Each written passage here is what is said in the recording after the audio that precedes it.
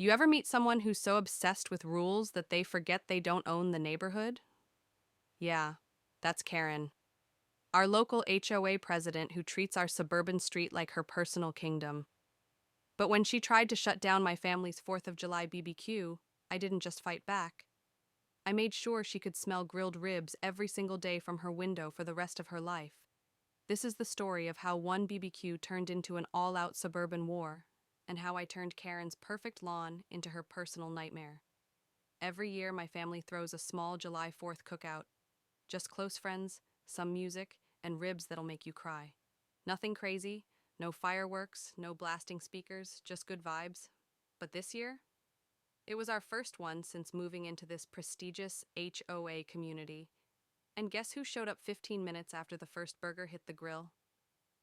Karen. She marched down my driveway with her little clipboard like she was on patrol. Excuse me, are you aware that outdoor cooking without prior HOA approval is a violation of Section 4.3.2 of the Neighborhood Living Standards? Lady, we're making hot dogs, not running a restaurant. I smiled and told her I'd be happy to submit an application for next year's BBQ, right after we finished this one. She didn't like that answer. Half an hour later, 2 cop cars pulled up.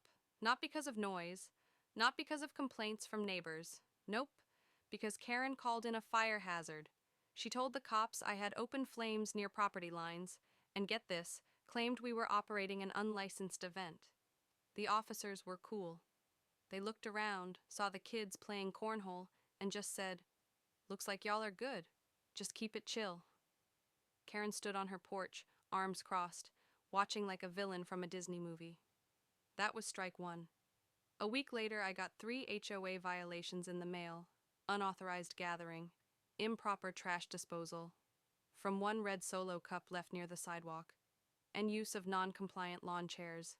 Apparently, they weren't neutral colored.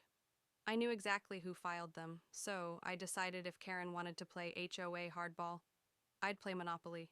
The lot next to Karen's house had been empty for years, overgrown, for sale, but overpriced.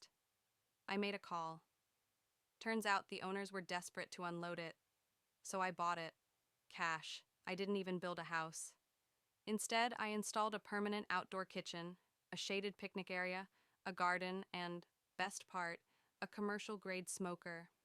I submitted it all legally to the HOA Architectural Board, and since I followed every guideline, they had to approve it. Karen couldn't say a word, but she did have to wake up every morning to the smell of slow-cooked brisket 20 feet from her bedroom window. Karen lost it. She tried everything, claimed I was attracting pests, said the smell violated air quality standards, even tried to start a petition to ban BBQ in the community. But here's the twist. My lot was now registered as a community gathering zone. I'd started inviting neighbors for weekend lunches. Families loved it.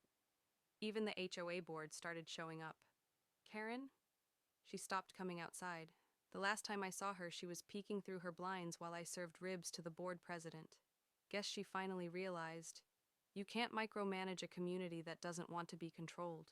So yeah, maybe I was a little petty, but sometimes the only way to deal with an overreaching HOA Karen is to beat her at her own game, one grill at a time.